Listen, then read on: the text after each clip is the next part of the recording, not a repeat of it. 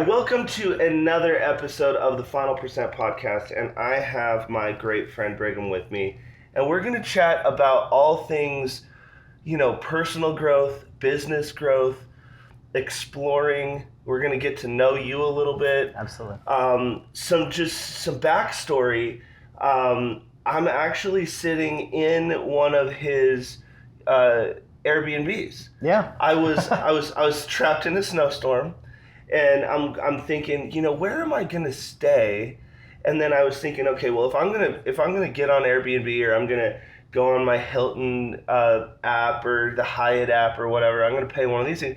Well, I know Brigham has some units here in town. And I'm like, if I'm gonna give money to anybody, I need to support locally. Yeah, absolutely. You know what I mean?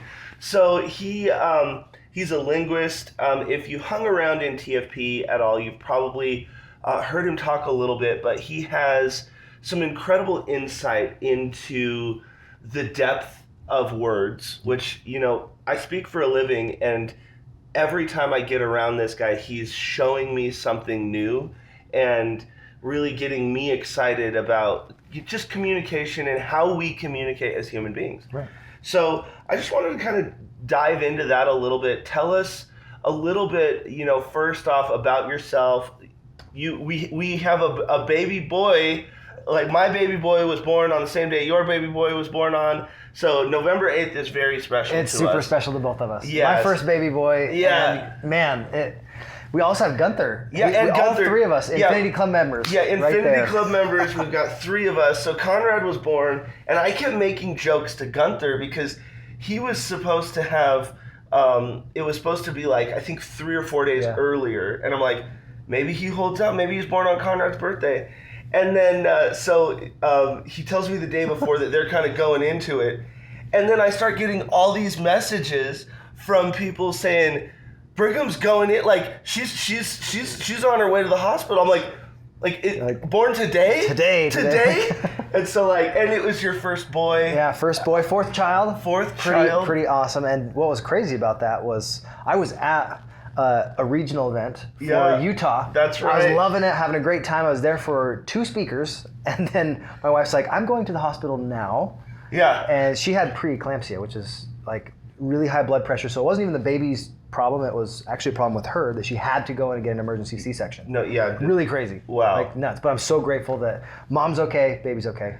I'll say, when I called him the other day, I heard the baby boy in the background, and it's funny, like when you're not a parent, because I was that guy.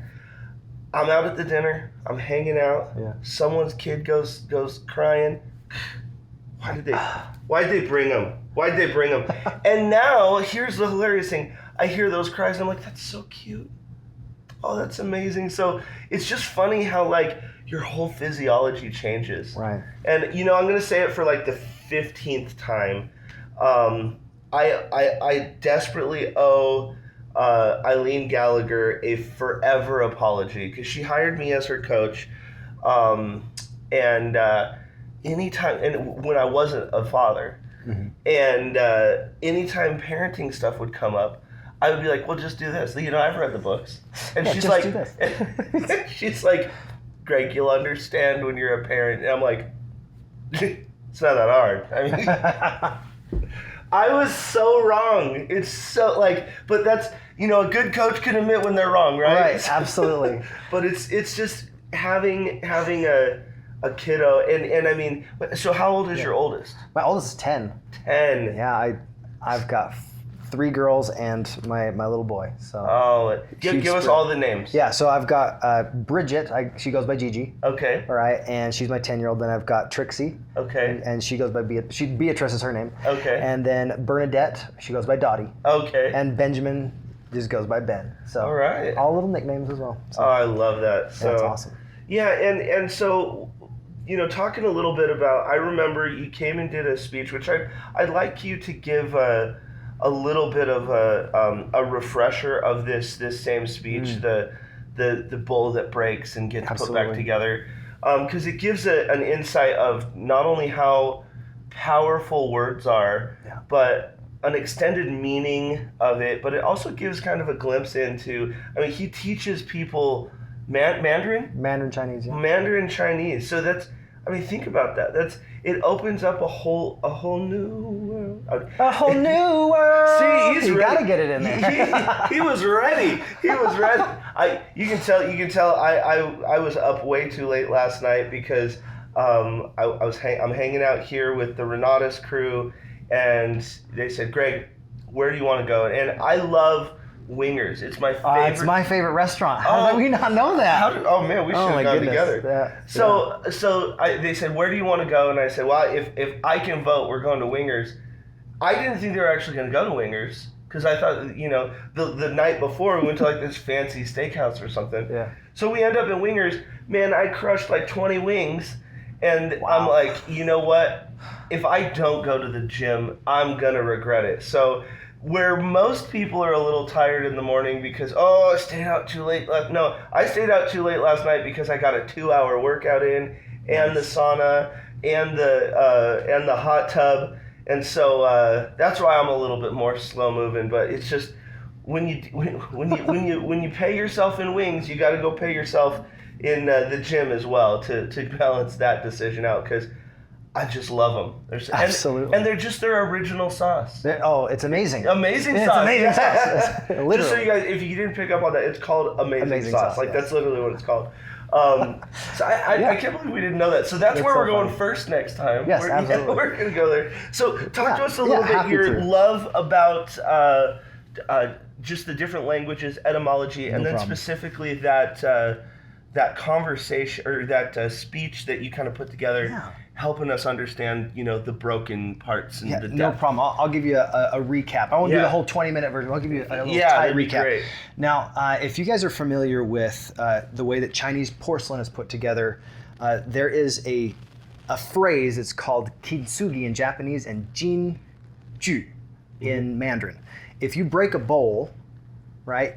Most people are like, oh man, it's broken, it's ruined. Mm-hmm. I'm just gonna throw it away. But what's cool is a lot of these porcelain masters have over the years taken these broken pieces and put them together with gold. And instead of having that broken bowl be just what it was and just throw it away, they actually make it into something more beautiful because of the fractures, because of the splits. And one of the things I think is really beautiful, so that first part is Jin, that's gold, and then Ju is to continue. So you continued that opportunity to use that bowl because you actually re-put it back together. That's really unique, isn't it? Good, because so good. It's not just about what happens to you, because honestly, that bowl, it broke. It's going to stay broken unless you do something about it. Now, we have so many things in our life that's like that. Yeah. I had an experience, I actually shared this with a handful of people. My brother, Bradley, passed away, and I found out about it while I was giving the ACT. And I think of this forever as the ACT now instead of just the ACT, because I was taken out of that room. My wife was there. I was like, why are you here? What's going on? And she said, Bradley passed away. And I was like, whoa, what? That's crazy. Why? What happened? And she said he took his own life. And we went immediately to my family and we started learning a little bit more. And sometimes we don't know the storm behind the knife. We don't know the storm behind what's going on in people's backgrounds and what they're really struggling with. My brother struggled with schizophrenia. And that mental disease took him from where he was. He was a brilliant musician. You'd actually love his music. It was really fun. And he, because of that disease, it just took him down a path where he eventually felt like he was better not being here. It was tragic. And I felt broken for a very long time. And I was angry. I was angry with him. I was sad. And he had so many mixed emotions, but I literally felt fractured. And my relationship with my family also felt fractured. And one of the things that has helped me, I know we're not going to get super religious in this, but it was how Christ has helped me be able to be that glue. To be able to say, you know what, whatever's happened in my life, I can come back together if I'm willing to do the hard work of actually processing it and dealing with it. Because there is a grief process you have to go through. And there's a challenge that happens anytime something difficult happens to you. You could feel broken. But what's cool about us as humans is we don't have to stay broken. And just because we had a moment where our life fell apart, it's what we do with those moments that allows us to have the change and allows us to be rebuilt. And honestly, when we get rebuilt, we get put back together. We are more perfect than we were before. Oh, 100%. And there's this word in Chinese, wan mei, and wan cheng. It means perfection, right? Wan is complete, right? And that's the difference in English. In English, we think perfection. Oh, that is something that is lacking imperfection. Mm-hmm. It doesn't have any faults. However, what the Chinese meaning behind that is it is complete. It is like a circle. It's that final percent. Mm-hmm. Because if you don't go that final percent, right, you have a program that's loaded 99%, it's not going to work. It's not going to work. So if we're willing to actually let ourselves heal and go through that whole process and deal with the challenges as they come, mm-hmm. then we can glue ourselves back together. And honestly, I did not do it by myself. It took years. Oh, yeah. And it took a lot of conversations, but what's cool is we can. Yeah. And I love that. So thank you for giving me the opportunity to share a little bit. Yeah, absolutely. And I think that that's, going back to the circle idea, a lot of times people, when they don't realize that I've said multiple times, you're one conversation away from changing your whole life. Mm-hmm. And the thing is, what do conversations lead to? They lead to relationships. Oh. And relationships really just, they take your life to an entirely new level. Mm. And one of the things that I certainly realized is, I was a lot of people think that I'm a creature of action, but I actually was a creature of action much more when I moved to Denver, Colorado. And I'm,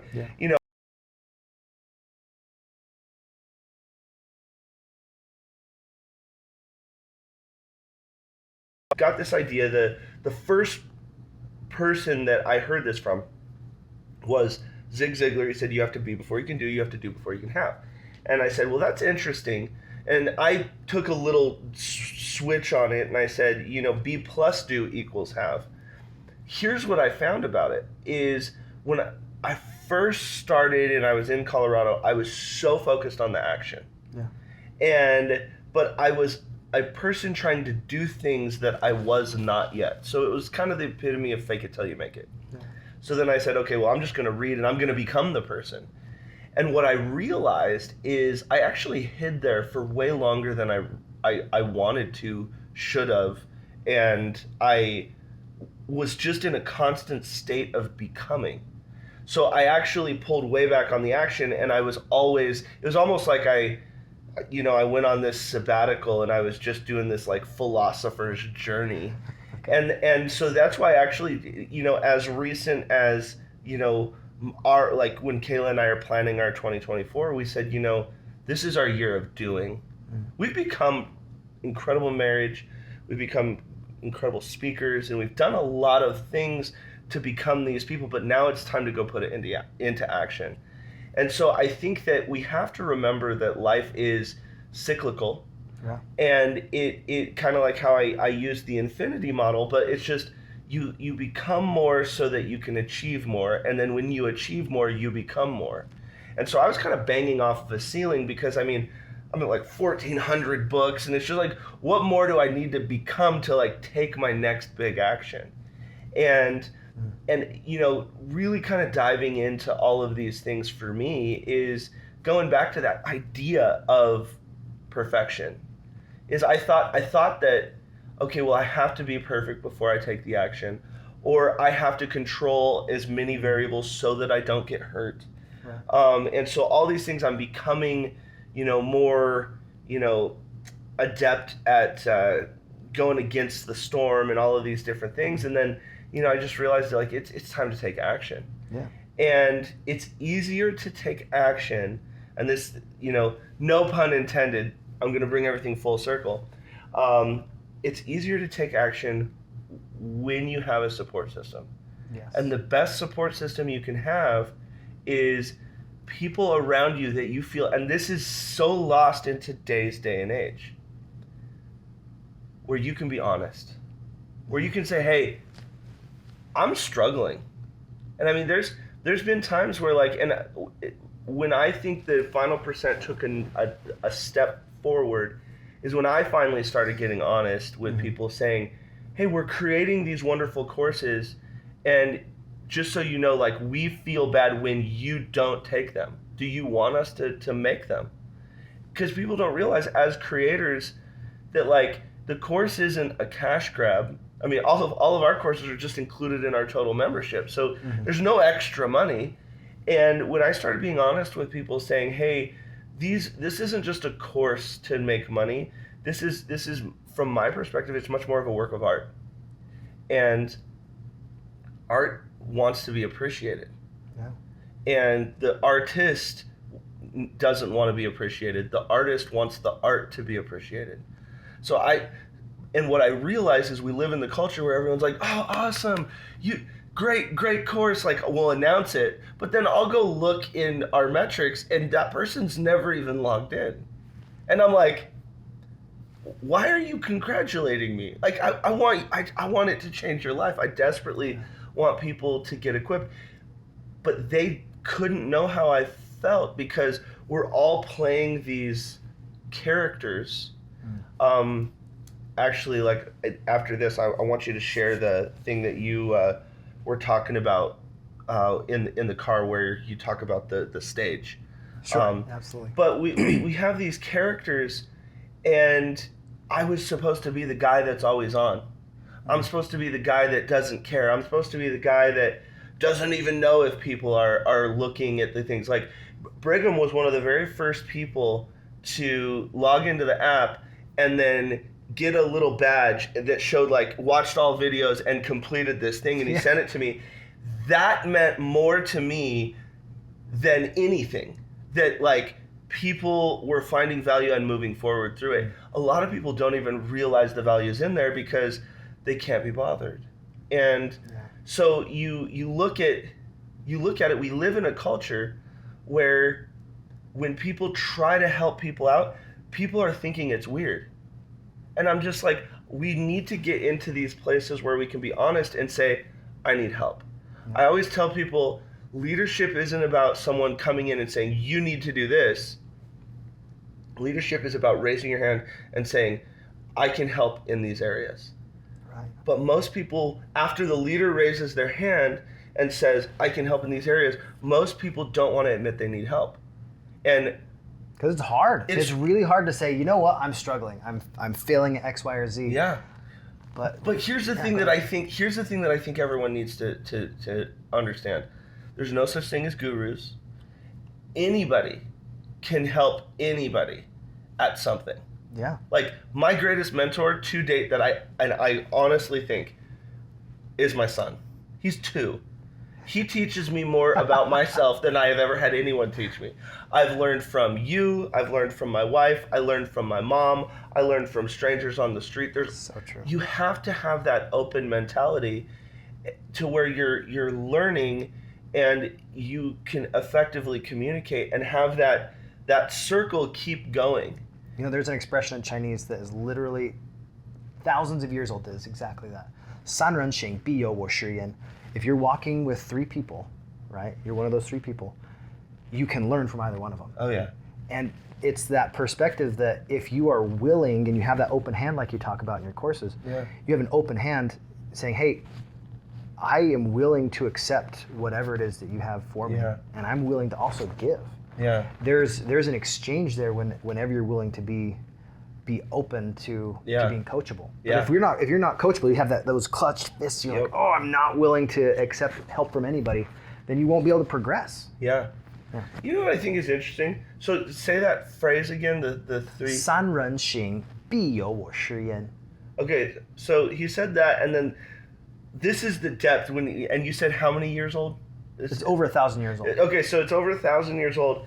To put it to perspective, why I love talking to you is you have this depth of words. So he says this it's Chinese? Yeah. He says this Chinese idiomatic phrase. expression. And then look at how many English words he needed to use to help you understand this phrase. And I think that's something that we miss as being a relatively young culture in America, we miss the depth of possibilities in your life, in your marriage, in your friendships. And if just something as simple as, and what was the phrase, the elephant phrase you were telling me yesterday? Oh, we were talking about, this is actually probably longer than 1,000 years old. Okay. So it's, oh, I just blanked it 1 second.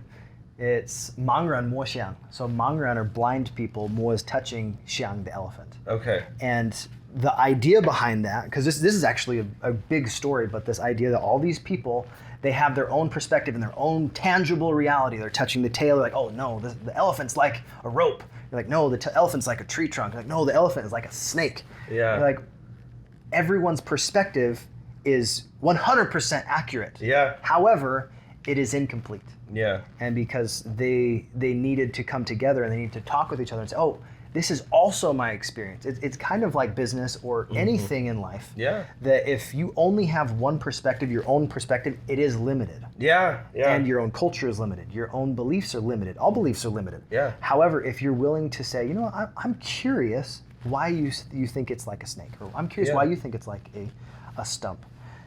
Eventually, you can get the entire picture. Because if it's truth, it's truth. Yeah. If it's not truth, then it's not. There's another expression. You ready for this one? Yeah. This is one of my favorites. I use this as a missionary. It was Shijihali Chaji Chenli. So the difference of a hair can be thousands of miles. If you go if you have a decision and it doesn't, if it's incorrect and it goes off, you can be extremely far off. It's not just like a little bit off. Yeah. A tiny little decision that is slightly off. Maybe you're like, you know what? I'm gonna go check out some pornography. Yeah. You're like, oh, slightly off, and then you stay on that path and you don't course correct. You're gonna end up in, like, I don't know, Bangladesh. So I have my own way of telling people this. I say, you have to behave like, basically when I'm talking to people, when I first talk to them, they feel a little bit like a stick of dynamite, or a bazooka, or an RPG, and I said, what I need you to do is I need you to be a little bit more like a sniper. So when you have this, precise. But here's the thing, if you don't understand how the wind is affecting, if you sneeze when you're shooting, instead of hitting your target, you hit a baby. Because if you're trying to hit something 2 miles away, and you're off by 1 degree, you're missing by a football field. Like you're really messing up, like big time. Yeah. And so I love that. Another thing that I used to use all the time is when you get together with people, and this is why I think it's important. I love what Bob's been saying on at this conference. He said it's not the 5 people that you spend the most time with. It's not the whole who you know thing. It's who do you call your friends? Like specifically, like who are your friends? That's your future. Not, oh, it's who you know. It's like, is that person a friend? Like, because a friend can affect you in a completely different way.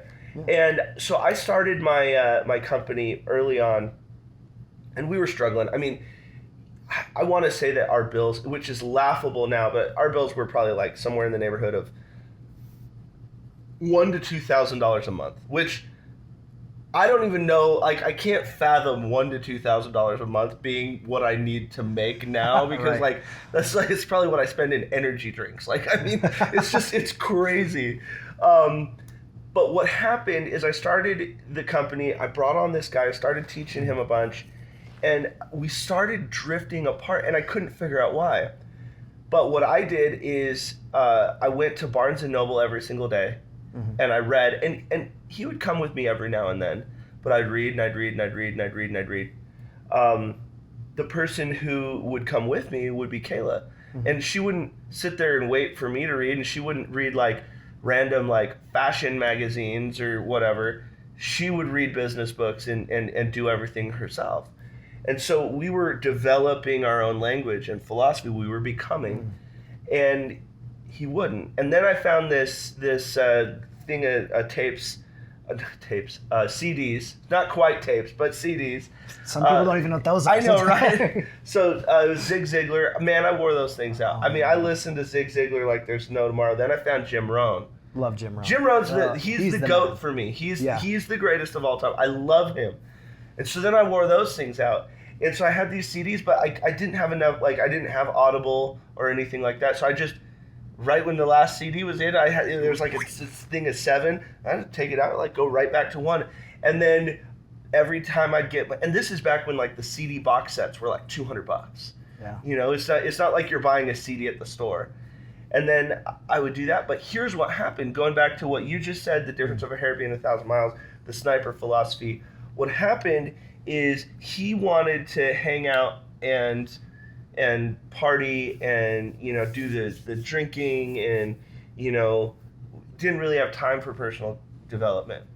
And so we kept going down these paths, and then 4 years later we looked up, and I have all this personal growth, and I'm literally speaking a different language than him, and we would get into these fights all the time.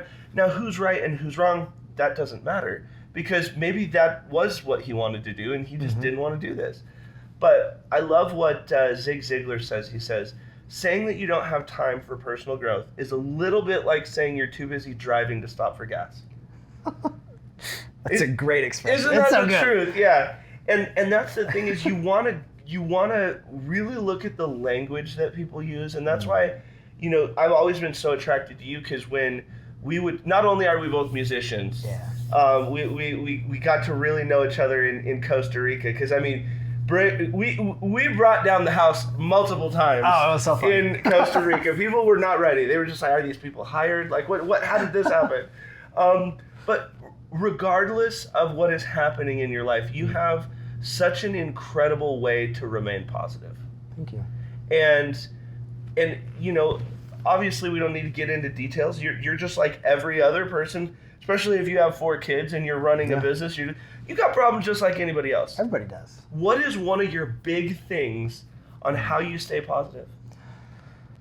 Now, I wasn't going to get religious, but literally that's the key for me.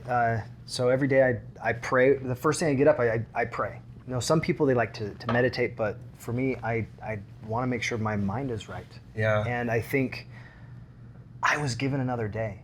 Yeah. Like, I've heard this from so many different influencers, but I heard it first from God. Yeah. That we need to be grateful for every single moment, every breath that we take, the heartbeats that we share. Yeah. Every single time that we have an opportunity to wake up. Yeah. That's a gift. You think about it, would you trade your life for $100 million if tomorrow you didn't get to wake up? No. There's no way. No. So every single day we have a amazing gift that we can grow again, that we can make a positive impact in the world. And that's one of the reasons why I choose to pray first. Yeah. And then I do other things in my day. The other thing that helps me stay positive is when I get to joke around and have fun with other people, specifically my kids. I really like to play with my kids, and I think some people lose the fire of being able to just have fun with their kids and have fun with their friends. Yeah. Because I do see this pattern in myself at times. When I'm not having fun with my kids, I'm not having fun in any other part of my life. Yeah. Yeah. But if I'm willing to go play and wrestle with my kids and be silly and tickle them and stuff, throw them in the air and dance with them. Like I did Zumba the other day. Like 2 days ago, I just 15, 20-minute Zumba session with my little kids, and my 3-year-old dancing Zumba. That's pure joy. Oh, like, you see a 3-year-old doing Zumba, not even close to the on beat, and like missing every move, but loving every second of it. It's so cute. That's the thing that I think Conrad's been really good for me is I'll just watch him, and he'll ask for like the really simplest things. Like the other day, he brought me a balloon, and it wasn't opened or anything like that, and he's trying to blow it up, and he just doesn't understand how that works yet. So there's basically just dripping spit all over this balloon. Just coming off. And he just looks at me and he goes, "Help me." That's so cute. And I'm like looking at all this drool, and I'm like, sure. So I grab it, and I kind of wipe it off a little, and I blow it up, and I tie it, and I give him a balloon. And the amount of actual joy that comes out of that kid off of a balloon was just astonishing. And I was thinking, what would have to happen in my life to bring me that much joy? And I couldn't name it. The only things that came up were time with Kayla, time with Conrad. That's the only things that would come close. And usually the amount of joy that would come from me is probably watching Kayla or Conrad have joy. And so again, it's this cyclical nature. It's the reciprocity.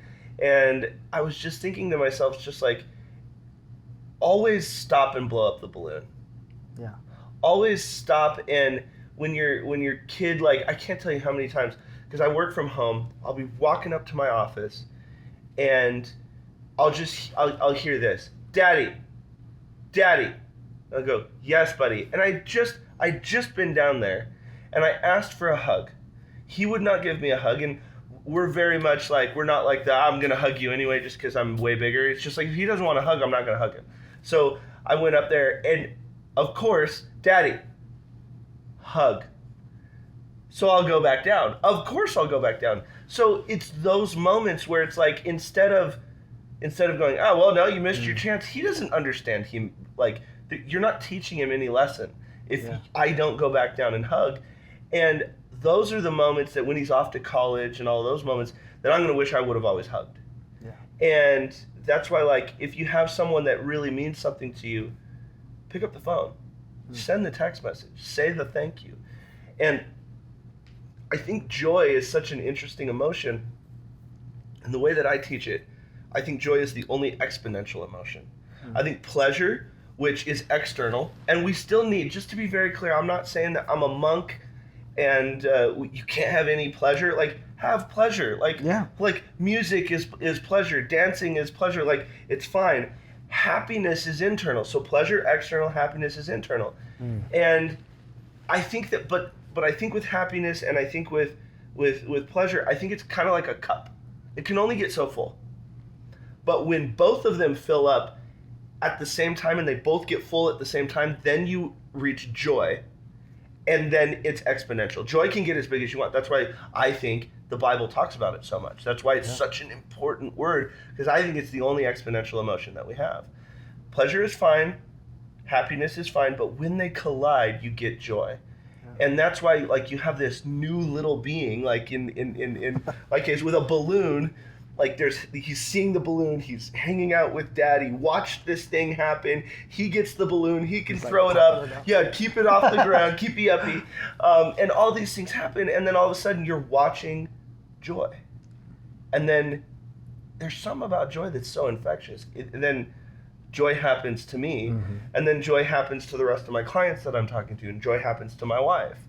And, I mean, if you guys go back and look at when Brigham was talking about Zumba with his kiddo, or the wrestling with his kiddo. Fun. Oh my gosh.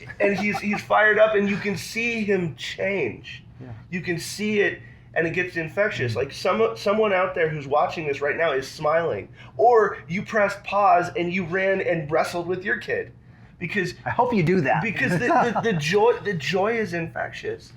That's what this is all about. And the thing is it can be in everything. It can be in, business, on helping people. Both you and I help people, get educated in different areas of real estate. Well, actually, any area that you want, and you can choose your own path. Like, we're sitting in an Airbnb, and it was just an idea one day. I'm gonna go rent an apartment.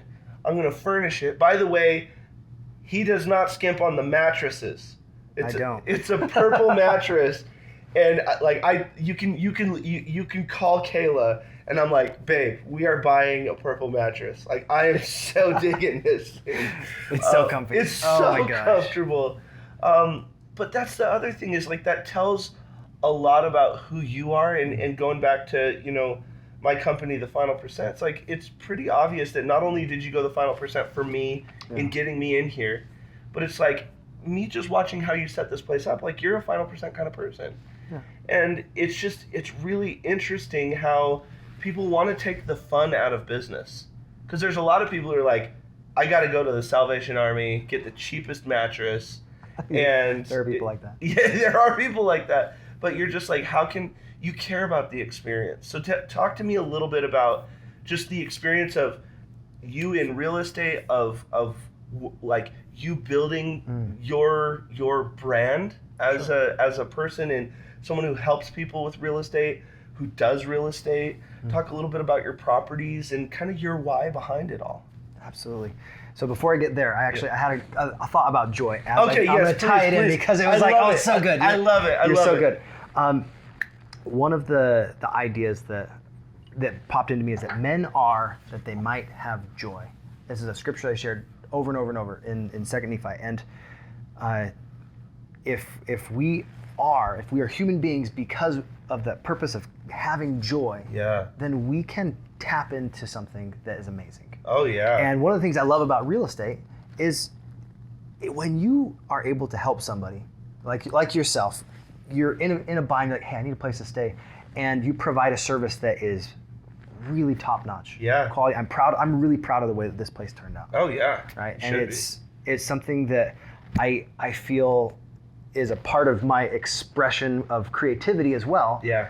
And one of the things that sticks out to me with real estate, when I first got started, I was a teacher. I was teaching Mandarin Chinese and theater in high school. Really enjoyed that. But I did not have a vehicle like real estate. If I wanted to earn more money, if I wanted to earn an extra $200 or $300 a month, you know what I had to do? I had to go do a lot more hours. I had to do like 6 to 8 more hours a week.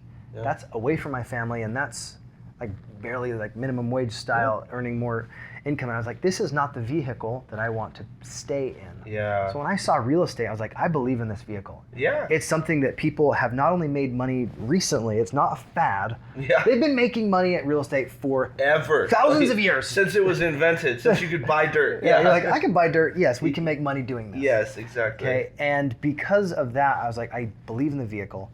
And I just needed to be around a new group of friends. Yeah. And I was always surrounding myself with teachers that were very creative and positive, and they're awesome in their realm of education.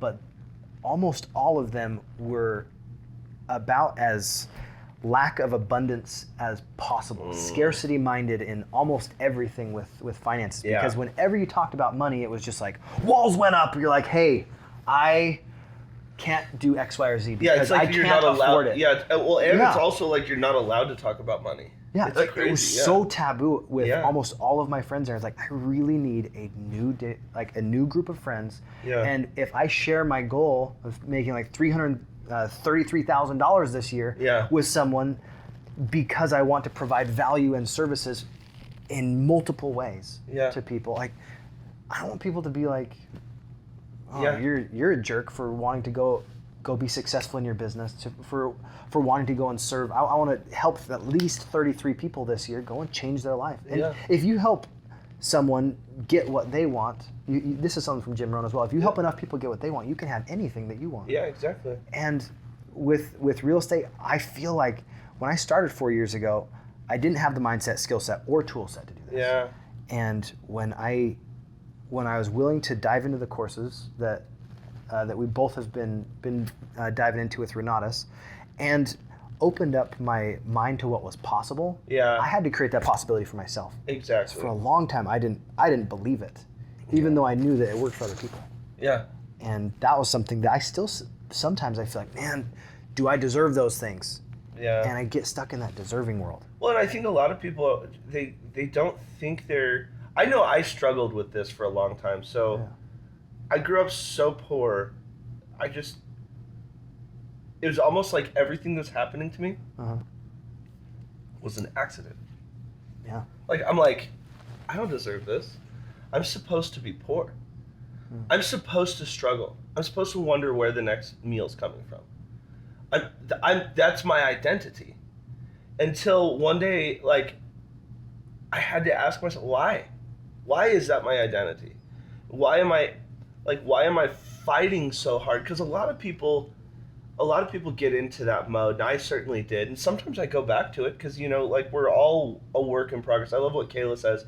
She says you can be a masterpiece and a work in progress at the same time. Yeah. And I had to go, why am I fighting so hard instead of planning so big, instead of, building in a new direction, in using much more constructive words. And I think that's why you got to pay attention to the language that people use.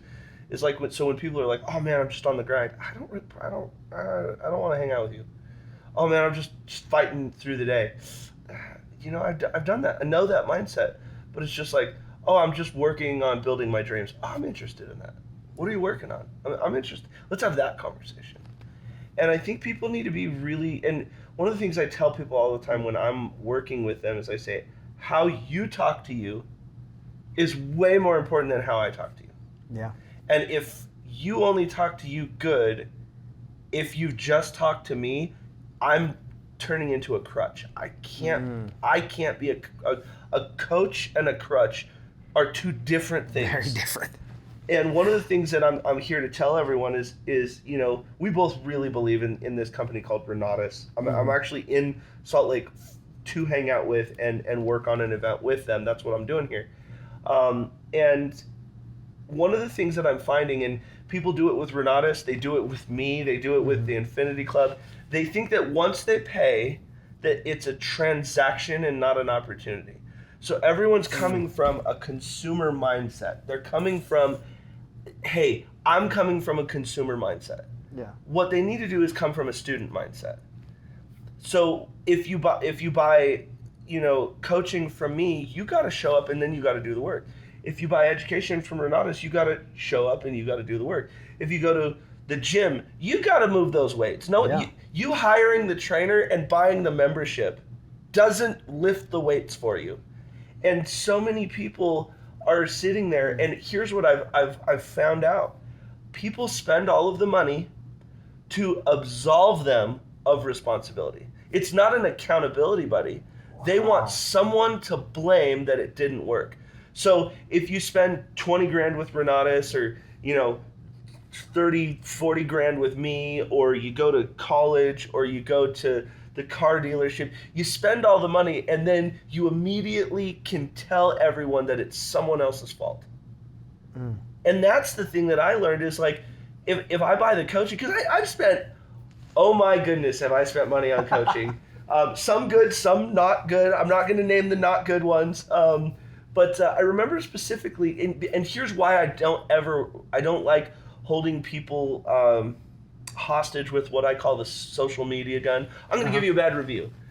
Why? I just recently was at a gym and they kept charging my card even though I canceled it.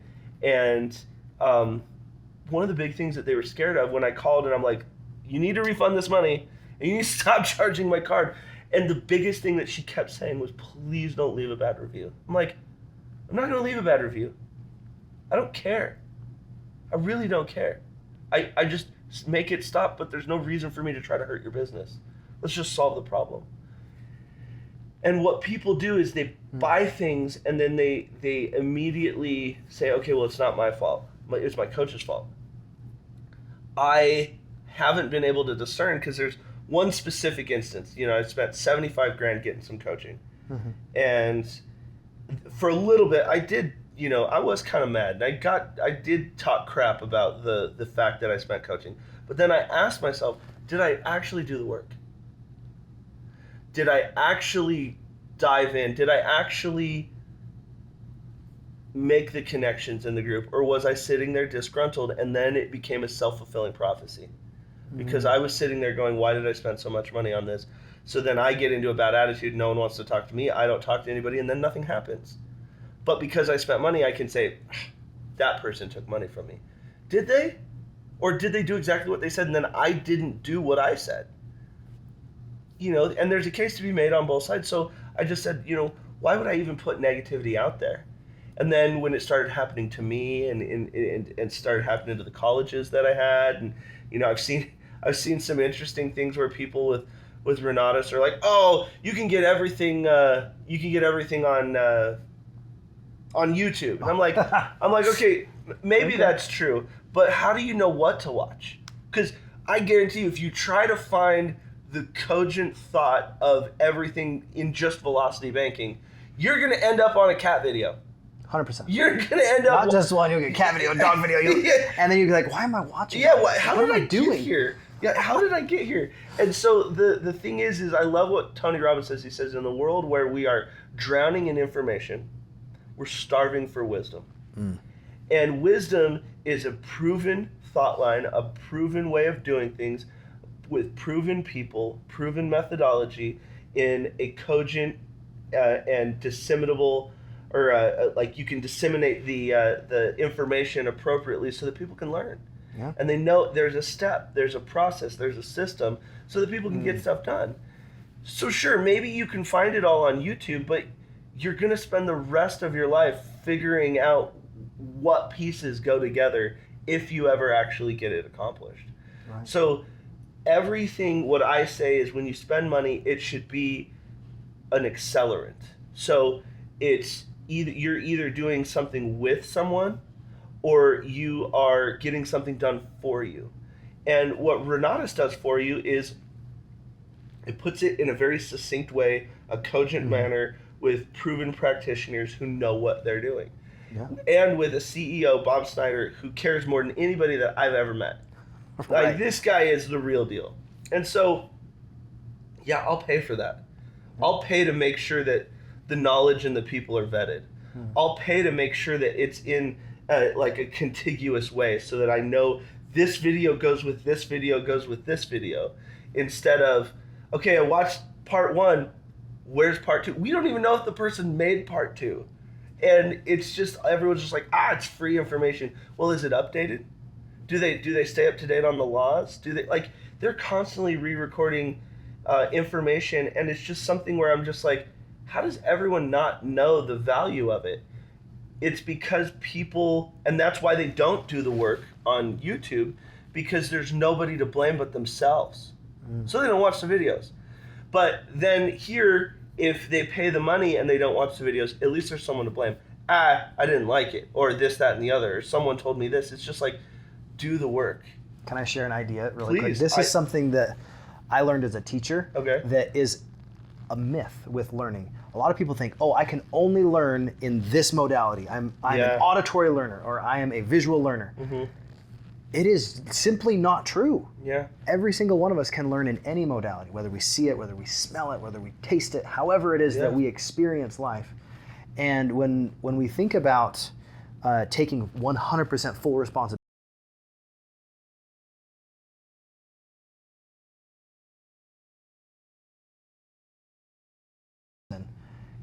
it comes down to pride. Oh, yeah. And if we are filled with that avarice and pride, we're not willing to take responsibility and say, this is where I'm at because this is my responsibility and what I have done with my life. Every choice leading up from everything I've ever done has led me to this moment. Every single thing that I've ever done in my past has led me to sitting on this couch with you. Yeah. You know, one thing that I really kicked my butt into high gear when I found myself procrastinating. There's this story. I won't get into the story because, quite frankly, I'm a little tired and it requires me to yell in the story. And we're also in an apartment, so I don't want to scare people. But it's the one with I think it's Henry Kissinger, or maybe it's Winston Churchill. It's one of those guys, and he talks about an aide and going back and forth, and it talks about, was this your best work? Yeah. And it's a really famous story, so if you want to, certainly go look it up. But I changed it a little bit because it says, was this your best work? Which is it's a little formal.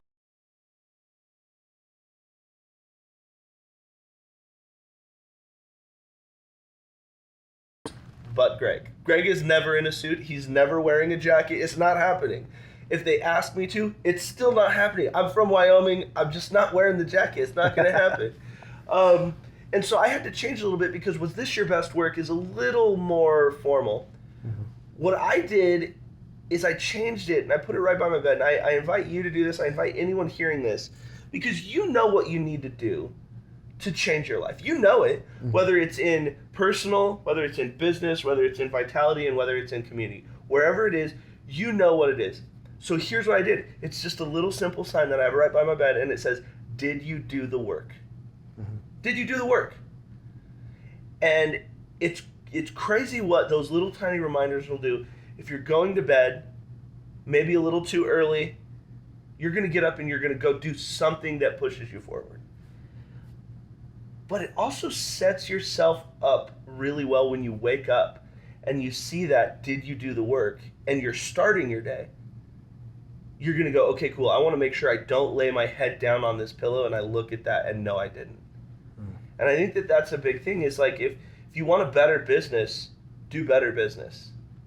If you want have more interesting conversations, read more books.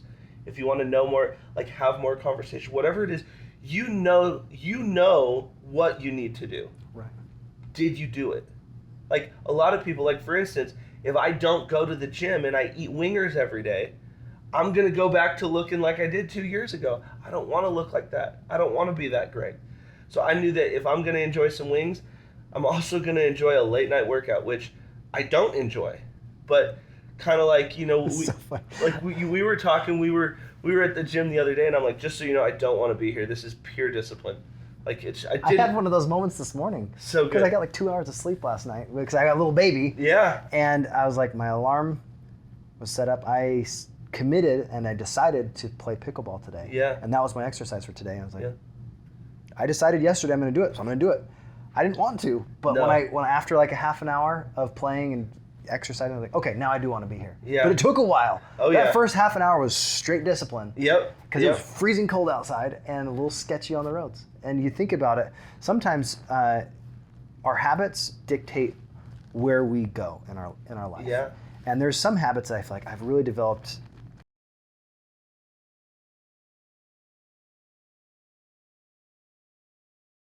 Is starting to creep, and you have to make those adjustments. Yeah. How do you close the gap? And that's why you have a coach. Is Yeah. sometimes we don't even notice we're off kilter. Yeah. Because it might just be like a chiropractor, a slight little adjustment. You're like, oh, I can move my wrist again, or I can move my neck. And often we get stuck in our habit, and the difference between a habit and a rut. You remember talking about? I think we talked about that the other day. But the difference between a habit and a rut is this a positive thing? Is this helping you move towards your goal, or are you just going in circles?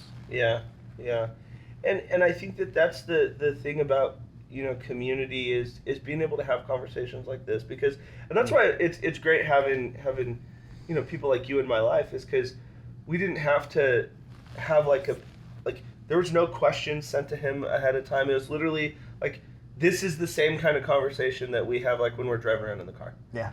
And that's those when you're wearing freezing cold shorts because it's like 32 degrees outside, and we're like, are we gonna shower? Nah, we're just gonna go.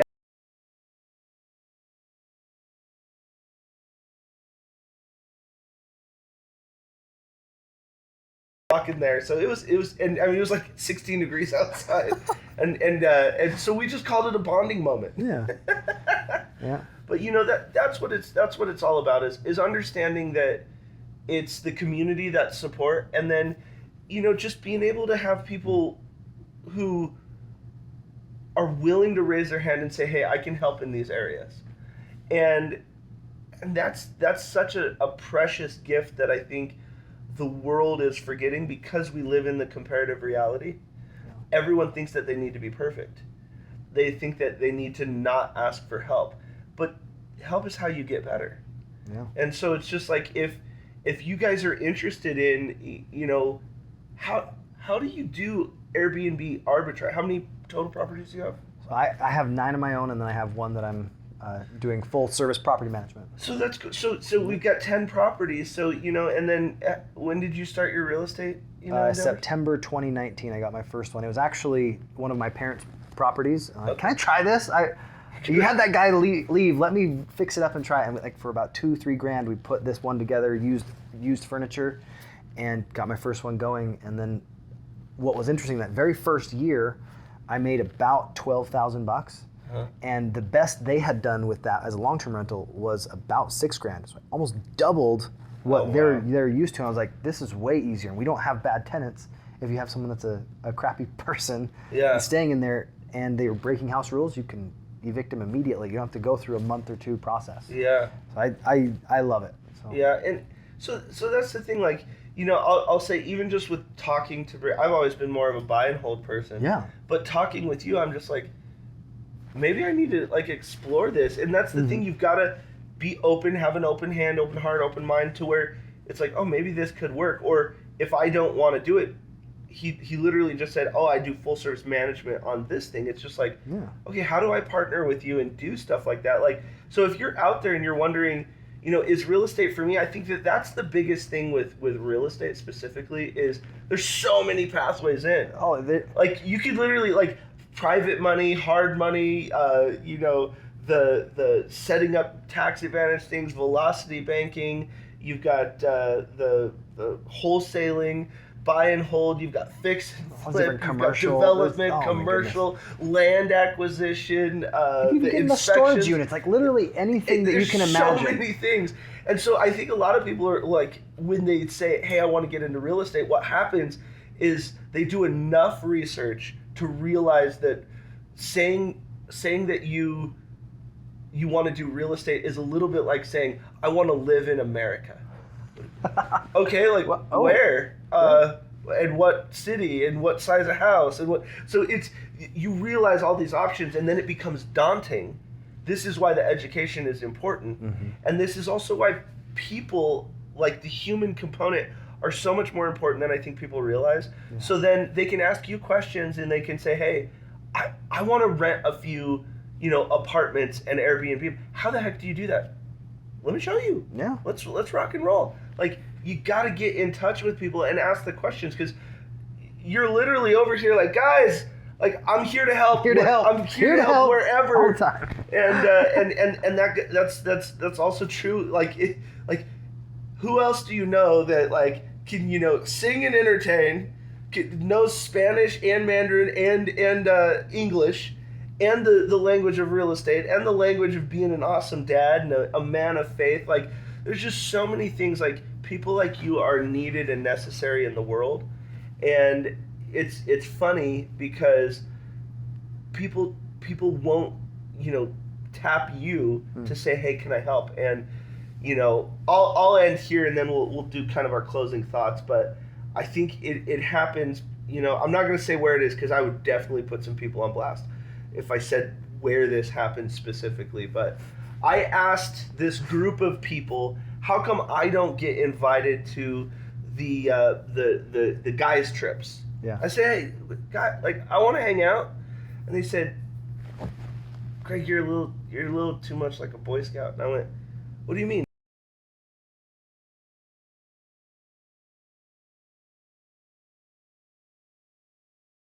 You know what I mean? I'm like, don't invite me. I don't want to go either. Don't invite me. So we have to understand that when we meet people who have these high standards and are principled and they have values and they are servant leaders, they want to help, you also have to understand that those people become those people because they have standards.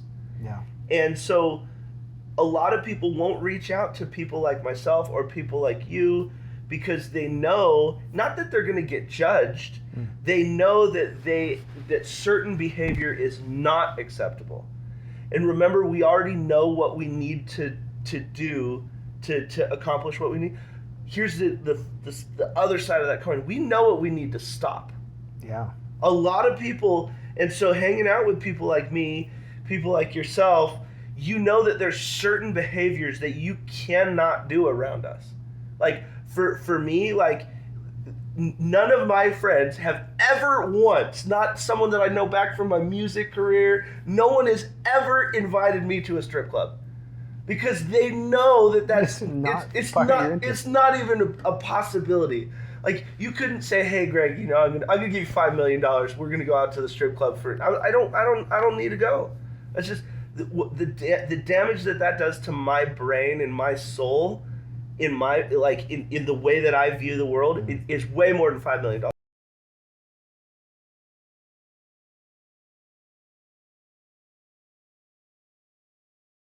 To change your standards, that's the only thing that's going to change your life.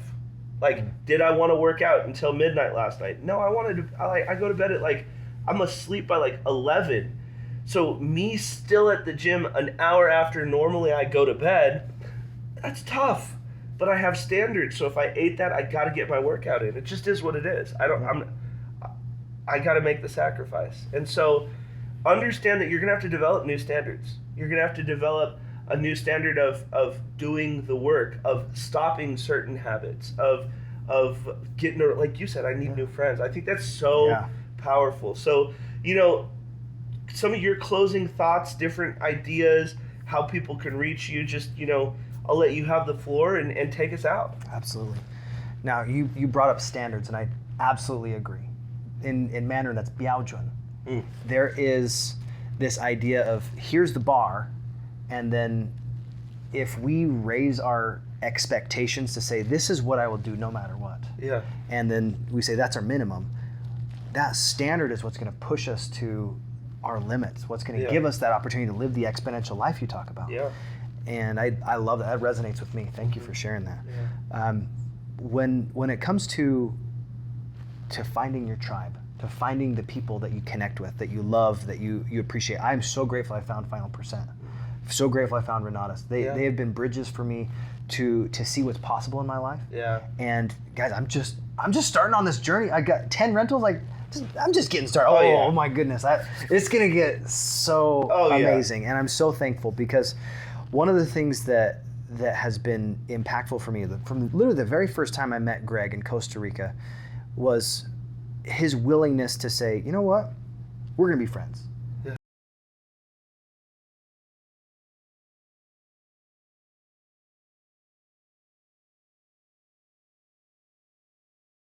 Know what the power of one relationship can do to impact your life, and I have forever been changed because of my relationship with Greg, and because of the things I've learned and I am learning, and the things that I'm becoming because of this power that comes from being next to each other. Yeah, exactly. That exponential relationship. It is, and we have a connection that I'm just so thankful for. When it comes to people I'm grateful for, like I'm so thankful for my wife, the willingness that she has. Belinda has been so patient with me in this whole journey. Is everyone start with a B in your house? Everyone. You have to plan things, Greg. This is part of it. Everyone starts with a B. Brigham Blackham, every single one. I love it so much. All my siblings, except for Emily, are like that too. Do you guys ever say all of them and then go, and Emily? And Emily, yeah. You have to. That's how it goes. But when I dive into personal development and growth, I think of Greg all the time because I've been going through your courses. Yeah. I don't just go through them once and I say, oh well, that was nice.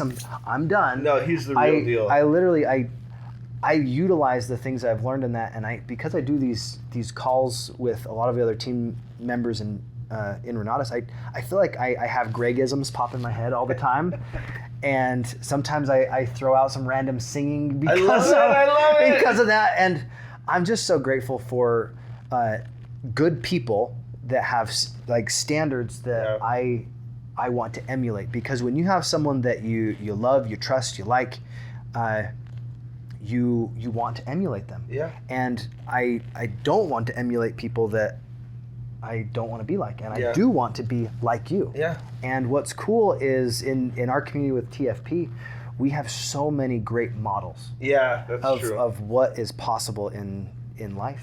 Yeah. And for me, the way you get to connect with me, guys, I love helping people unmask what's possible with language. Yeah. I share ideas every once in a while in our Facebook group with things. I'm like, man, I just discovered this. I want to share it with you. Yeah, we should have we should have Brigham have his own time in the thing. Go live and be like, hey, give us a word. Yeah. Because I'll tell you, that's one thing. I call them my buzzwords. I think I've shared that with me. I'll tell you, there's so many times I have just absolutely butchered every Chinese thing you've said, because I try and my brain moves so fast. A lot of times I always say because so many people ask me Greg, how did you become such a good speaker? I said, I'm not actually a good speaker, just to be very clear.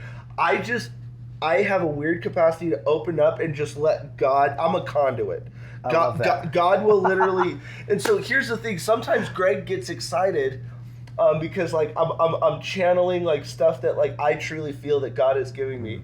And then Greg will get excited. He'll get in the way, and he'll remember something that Brigham said, and I'll be like, "Let me talk to you about like this bull thing." And in Chinese, it's like, I don't know what it says, but don't even worry. And so now there's going to be like this other one with the hair. I'm going to like, and this Misogi Shirabada. And then and I realize I'm like, and I'm making a fool of myself. But the words are already out before I realize what's happening. So I can't wait to hang out around the buzzwords more to where I can say them appropriately. I love so that. we'll definitely got to do the hair thing. I want that. Oh, for sure. The elephant, I want that, and then the what's the bull one? Jinchu. Jinchu. Yeah, Kintsugi is a lot of times the way people will think about it. Yeah, it's a Japanese version of it. So none of the words I said, but that's why like you got to have the reps and get around the people and that's what I'm talking about. Like I don't believe in the guru stuff. There's parts of his life that I've been down. Mm-hmm. And I can help him with. But I don't know if you heard, he has 4 kids. 4. Welcome to Utah. I've got 1. I have 1, so I know I now have a really, really great friend where I can be like, dude, what do? I don't understand what's happening. And he's just gonna pat me on the head and be like, there, little Padawan. I've got you. Come, yeah. But that's what I'm talking about. We're stronger together. Absolutely. And thank you again for having me on this podcast. I have set this up with StayBnB.com as my company, and it is something I'm always trying to add value anytime I can with short-term rentals and with TFP community, anything that I can. And in that StayBnB.com website that I have, that's where I have all my listings right now. So good, okay. But I have a Facebook group that we'll even put this podcast in there. Perfect, and we'll have, as often as I can, I try and make sure that every single time that I show up, that I'm contributing to a conversation. Yeah, contributing to be a thought leader. Yeah. Because for me, it's not enough to just have something that is positive and impacting for me or for just my family.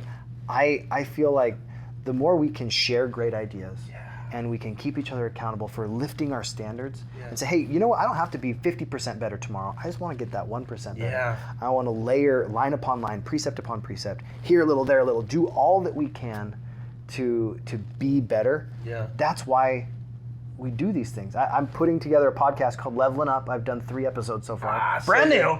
So good. Man, this is so much fun, and I love connecting with you on this. And one of the things that I'm going to consistently do is do interviews like this because you've inspired me. I've taken his podcast course. If you haven't done that, you're going to check it out. Oh, thank you.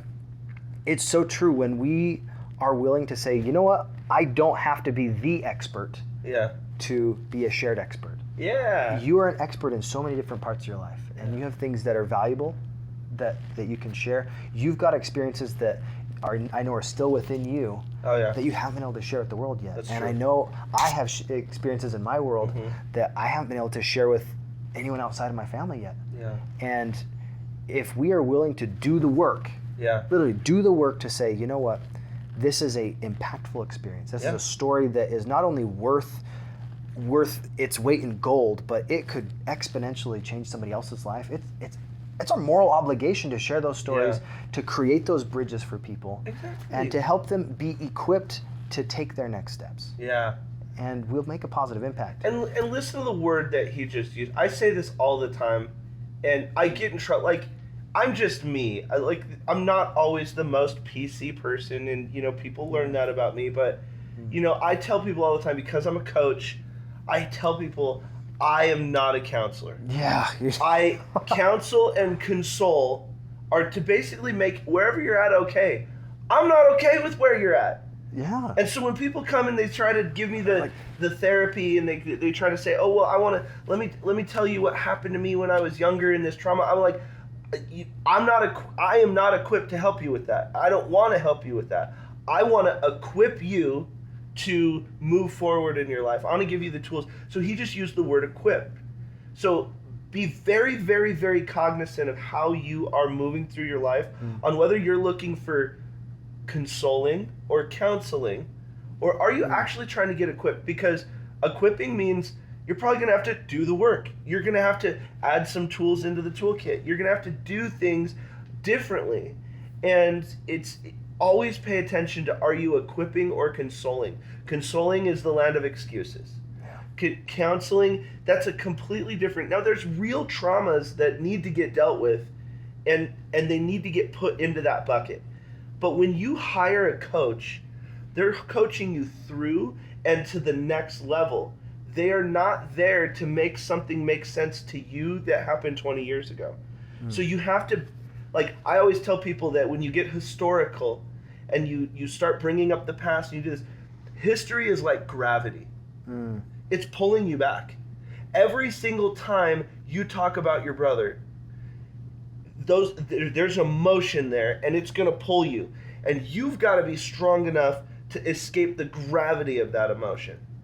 And every time people are getting, yeah, but this didn't work. Yeah, but this happened to me. Yeah, but my parents used to beat me. Yeah, but I this. Yeah, but yabba dabba do. That's what people, I'm telling you, that's what people do. But if you say, hey, like, look, this is why my model, explore, identify, implement. We explore on what things are working, what aren't working, how we're going to do this, adjustments. We identify a bunch of things, then we implement it, then we just go back to explore. We just keep doing that until our life gets better. But paying attention to that, I want to equip people. And I watch you do it.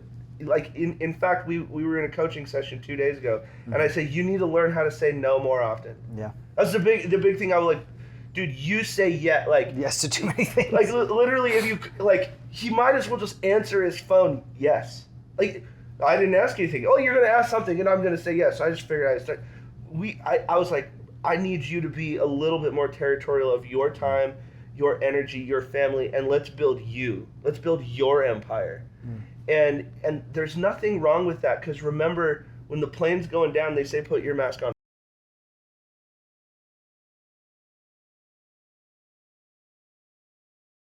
All the other people. And I used to do the same thing. I'd be in other people's businesses and speaking on other people's stages and pushing other people's products and doing all of this stuff. And then I finally just said, I got to focus on the final percent.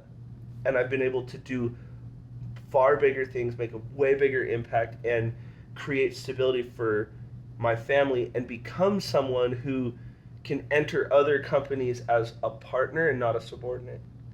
So you gotta remember, don't forget about yourself. Build yourself up and take advantage of that. And that's what I've always loved, because you're always trying to equip people. And that's why I'm so excited, like, when we get to property 33, when we get, just so you guys know, I'm a weirdo about 33. And just so everyone knows, there's two things about where 33 came from. I started doing a course when I was 33, and I was going to lose some weight. And so I said, I want to be 33 and jiggle free. 33 and jiggle free. I like and and why 33 is so important to me is because it was Jesus's age.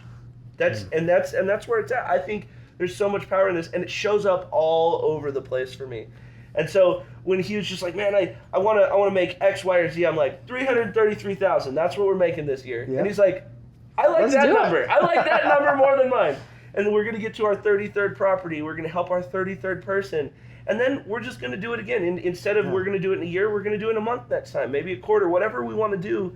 But you got to have those standards so that you can go there. And I think that's one thing that I love watching you work and how you roll through life is anytime stuff gets thrown at you or like you're like, I want to make this, and then I just like double your goal. Instead of you immediately giving me all the excuses, you're like, all right, let's do it. I like that one, but that's a better number anyway. That's a better number, yeah. And those are the people you want to be around. I tell people all the time, I don't want to have to talk you into your future. No.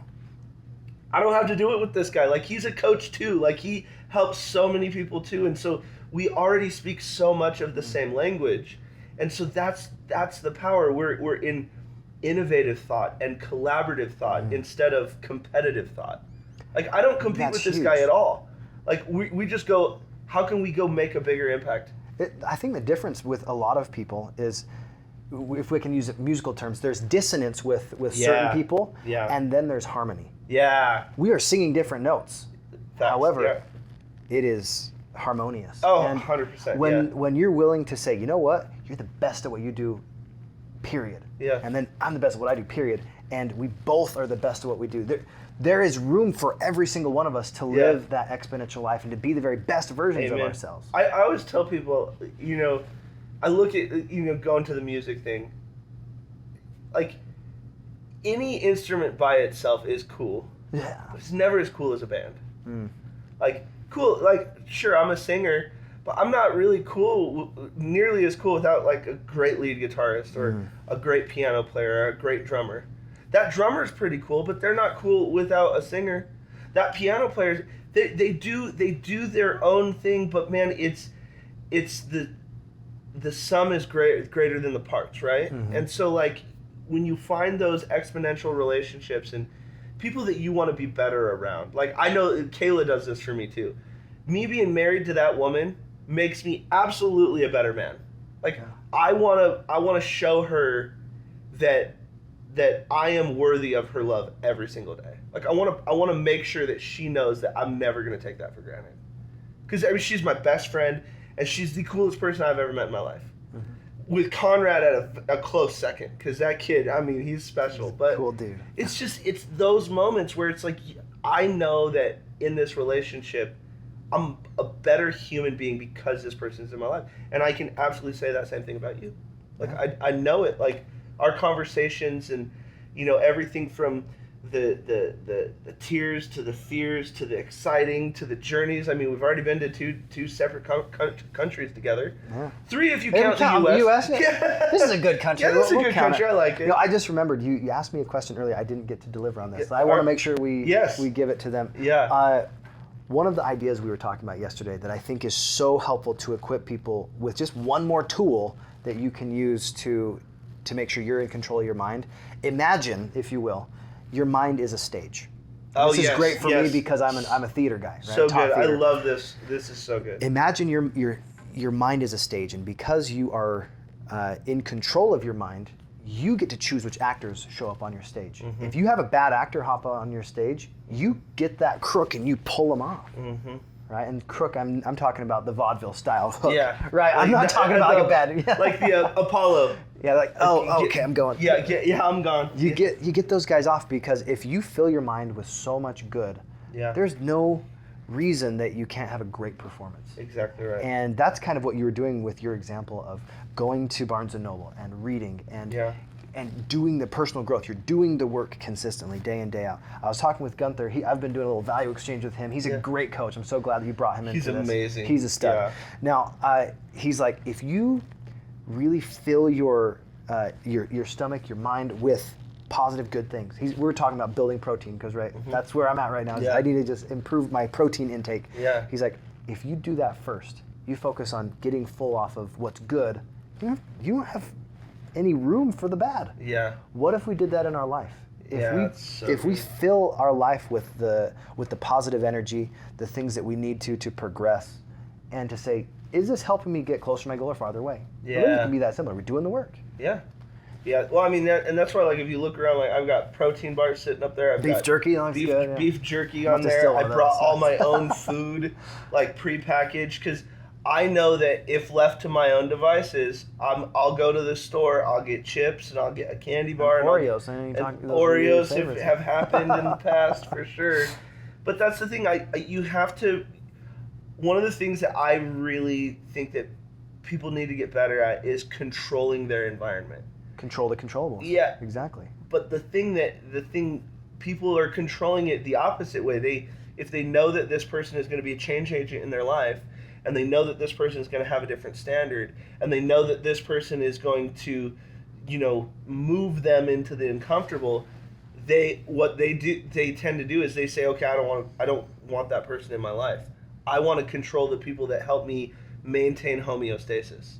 And if you want a different life, you're going to have to make different decisions. You're going to have different people in your life, and then you're going to have to do the work. But control your environment. And right now, if you're controlling your environment to stay the same, don't get mad that you're the same. Like, you controlled your environment to keep that body, to keep those friends, to keep the finances. And some people are so addicted to screen times and so addicted to TV. Like, you need to throw away your TV, like, for a year. Yeah. Like, and I promise you this is true. If this is you and you always find the new show to binge on Netflix, if you throw away your TV, I promise you are going to have enough money at the end of that year to buy multiple TVs that are way better than whatever you threw away. Because you're going to realize, what would you be doing? Ask yourself that. If you weren't on infinite scroll and you didn't have TV, what would you be doing? Well, you'd be doing the work. Yeah. Like, you're not just gonna, because humans aren't just gonna sit on the couch and just stare at the wall. But if you weren't infinite scrolling and you weren't just constantly needing to get stimulated in your eye sockets, what would you be doing? Well, are you strong enough to go do that? If the answer is no, control your environment. And I know that this sucks. Like, oh, I feel it. Just throw away the TV. Yeah. Throw it away. Go get a flip phone for 3 months. Wow. Like, if you want to control your environment, do it. Like, I have a Remarkable. One of the best things about a Remarkable is there is no notifications. I can't take a picture with this thing. There's no text messages. There's no notifications. Hey, there's no email. I do this weird thing called write and take notes on it, and it can connect to Google and upload to Google and its app and upload to its app to where it's saved, and if I don't happen to have it, I still have my notes. That's it. It doesn't go this way to where it's like, oh, Kayla just sent you something. No, I don't have that. Because I need focused work. People have lost focus. They don't know how to have focus. And this is another thing, is don't keep the year-long timetable. I think New Year's declarations ruin people's lives. Because anything worth having is going to take longer than a year. Yeah. Like, how long have you been married to your wife? I've been married almost 13 years. Almost 13 years. Do you love her more now than you did a year in? Absolutely. Like, and it's not even close. It's not even like, yeah. It's not even kind of close. And you thought you loved her a ton then. Right. But it got exponentially more because you have tenure, you have time, you have memories. And so we have to remember that anything worth having is going to be longer than a year. So set your goals to say, hey, I want to make $1 million. And if you really don't see a pathway in a year, it's okay to make it a 2-year goal.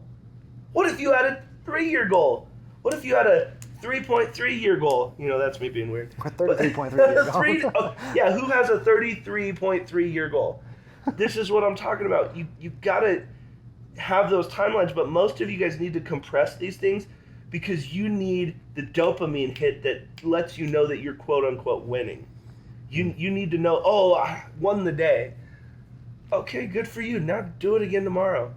And then 400 days into the thing, check this.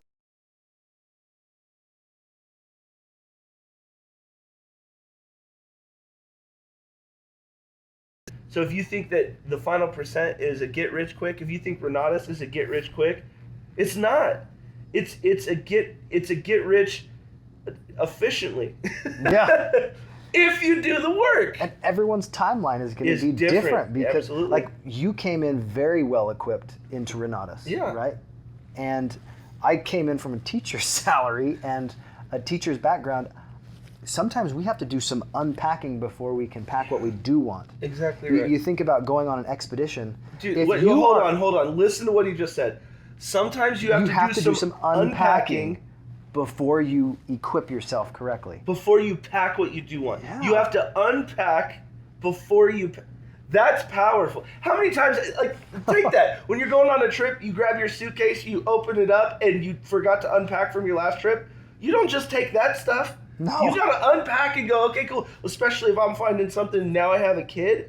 Yeah, I'm going to pack a little differently. That's the takeaway. I'm going to cut that, and I'm going to put that on like a TikTok or something. Because people, sometimes you have to do some unpacking before you can pack appropriately. That's absolutely powerful. Oh my goodness, that's powerful. I love that. That was worth the hour and a half journey to get to that. And this is what I'm talking about. Like, so many people look at me as like the guru. I learned so much from everyone. And so there's no such thing as a guru. I don't believe in them. Like, I'm figuring stuff out all the time. And like you think so differently that like I'm always learning from you just the same, man. So it's definitely reciprocal. I love it.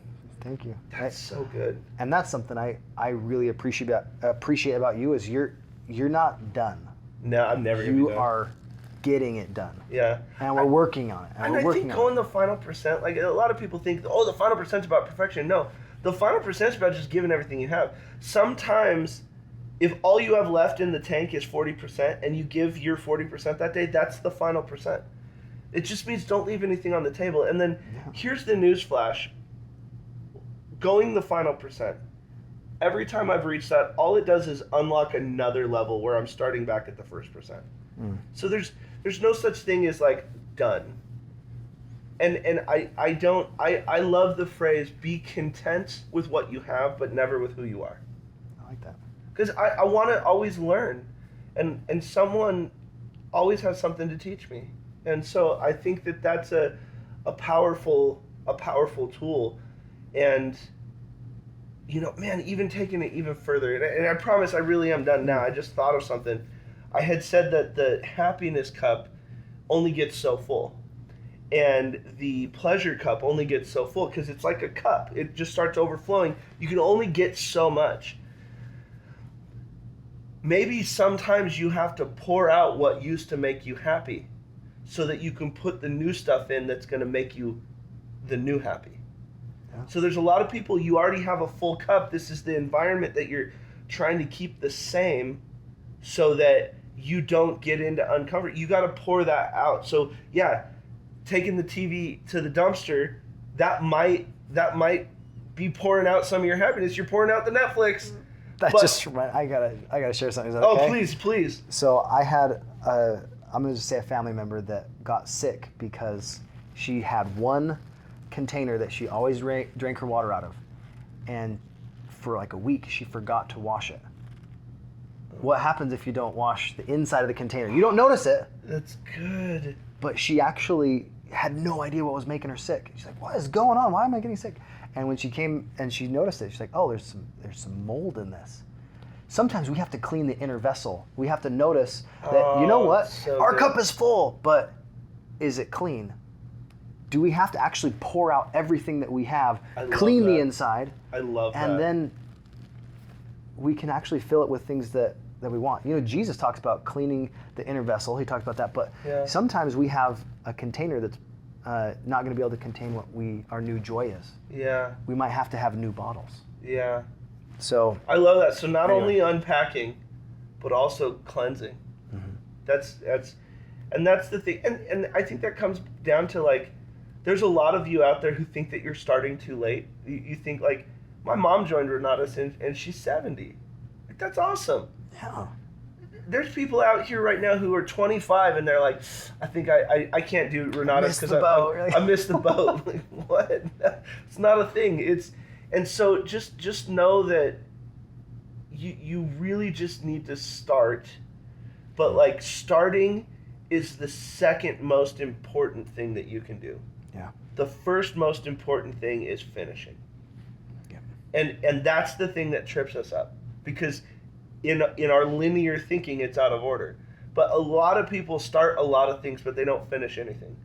So finishing is the first most important thing. Starting is the second most important thing. And I know that a lot of people are going to argue with me on chicken or the egg and all of that stuff on what needs to come first, because you can't finish if you don't start. I get it. But a lot of people, I've seen way more people start than I've seen finish. So you have to make it the most important thing. And that's why you have to make up your mind. Pickleball is a great example. I said I was going to do it. I committed to do it. I got 2 hours of sleep. I have a newborn. I did it. I did the work.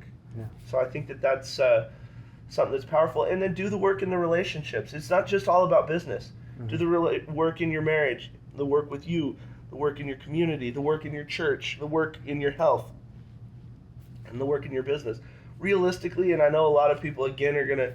I used to be all about the business and the money and the this, that, and the other. Business needs to be the last thing. You get your health in check, get your family in check, get your community in check, and the business, your wonderful, beautiful, great business that produces a lot of money will be a byproduct. Because it's literally personal plus your health plus your community is going to equal your business. So just make sure that you're putting things in the right order, because how you show up is going to dictate what happens in your business. So that's what I love about you. How you show up is just so fun. But like I'll make him do like karaoke the next time he's at my place, because I think we're going to do karaoke at this year's summit. Nice. And we'll make him do Master of the House, because he does all the voices and the character. I was like, what? How? Like real honest to God theater guy, like at an incredible level. So we'll have some fun. But thank you so much, man. Absolutely, I appreciate it's a you. pleasure. Awesome.